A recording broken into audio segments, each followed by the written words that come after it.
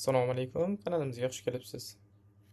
Demak, bugungi videoda qarzni kamaytirish va ta'minlovchiga tovar qaytarish qismini ko'rib chiqishimiz kerak.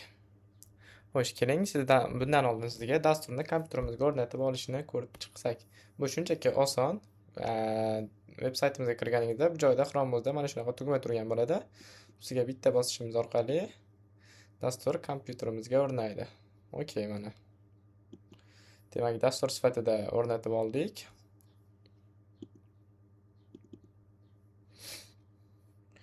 Xo'sh, endilikda qiladigan ishimiz qarzni kamaytirish qismini ko'rib chiqsak. Bu qism nimaga yordam beradi? Bizni mijozlarimiz ichida qarzlarni sun'iy kamaytirishga yordam beradigan qism bu. E'tibor qilayotgan bo'lsangiz, hozir ko'rsatayotgan hamma qismlarim faqat admin uchun, ya'ni bu dasturni kassa paneli ham bor. Bu joyda bu qismlarni, bu ko'rsatilayotgan narsalarni deyarli birortasi ko'rinmaydi. Kassar qismida faqat savdo qilish uchun imkoniyat bo'ladi xolos. Demak, bu qism nimaga yordam beradi endi? Mijozlarimizga o'tamiz. Bu joyda bizni yaratgan birinchi mijozimiz turibdi va unda 16 ming so'm qarzi mavjud. Ushbu qarzni eslab qolaylik. Bu joyda yordam beradi bizga qarzni kamaytirish qismida. Bu joydan kiradigan bo'lsak, mana o'zi bizda bittagina mijozimiz borligi uchun tanlanib turibdi birinchi mijozimiz va qarzi 16 ming so'm. Ushbu qarzdan biz 8 ming, 10 ming, 6 ming qanchadir summasini sun'iy ravishda kamaytirib qo'yishimiz mumkin. Keling, masalan, 16 ming so'mni kamaytiramiz. Asosan reviziya qilish paytida kerak bo'lib qoladi bu narsalar. Do'konchilar o'zi yaxshi bilishadi, qaysi paytda qanaqa holatda ishlatilishini. Bu qism kassa yoki boshqa umuman dasturning boshqa qismlariga tegmagan holatda shunchaki qarzni nol holatiga tushirib qo'yadi yoki ma'lum bir summa kamaytiradi. Hop, yangilaydigan bo'lsak, bu joyda bizda o'sha kamaytirilgan qarz 16 ming so'm chiqib turibdi va kim tomonidan kamaytirilgani. Mahsulotlar savdosiga o'tib tekshiradigan bo'lsak, mana bizda qarzi 0 so'mga aylanib qolgan mijozimizni. Okey, endi keyingi qismi ta'minlovchiga tovar qaytarish. Yangi qaytarishni bosamiz va bu joydan biz qaysi ta'minlovchiga tovar qaytarayotganimizni tanlab olishimiz kerak. Bizda ikki xil firma bor edi, biri Fanta, ikkinchisi Pepsi. Agar Fantani tanlaydigan bo'lsak, bu joyda Fanta firmasiga oid tovarlarimiz chiqib turibdi.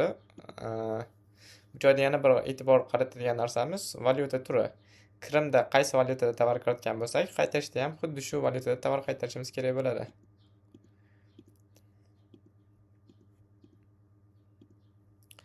Okey, 3 ta tovarimizni yozib oldik va nechta miqdordan qaytarishimizni bu joyda ham yozib ketishimiz kerak. Keling, 5 tadan qaytaramiz har bittasidan.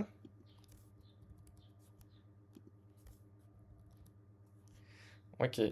Demak, mana shu summa ta'minotchidan bo'lgan qarzimizdan kamayadi va tovar qoldiqlaridan mana shuncha narsadan ayirib tashlaydi.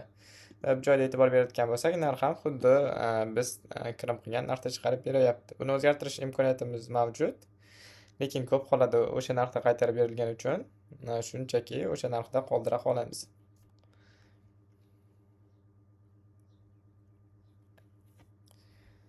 Okey, saqladik. Bizda qaytarish bu joyga saqlandi. Keling, bu joydan mahsulotlar savdosi qismidan qoldiqlarni ko'rib chiqsak. Hop, bu joyda 20 tadan turibdi. Bitta yangilab yuboramiz.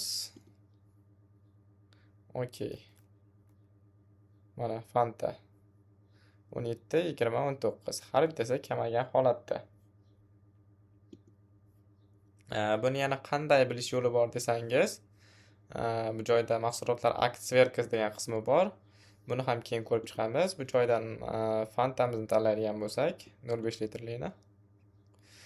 Bu oy davomida qilingan kirim chiqimlari ko'rinib turadi. Masalan, 24 ta kiritilgan. Bundan 2 dona biz sotuv qildik va 5 donasini ta'minotchiga qaytarib yubordik. Bu joylarga alohida to'xtalib o'tamiz. Men shunchaki hozirgi qism ishlaganini ko'rsatib qo'yish maqsadida ko'rsatdim ushbu joyni. Hali batafsil to'xtalamiz. Demak, tushunib oldik. Hozir biz ta'minotchiga tovar qaytarish qismini va qarzni kamaytirish qismini ko'rib chiqdik. E'tiboringiz uchun rahmat. Bugungi video shundan iborat edi.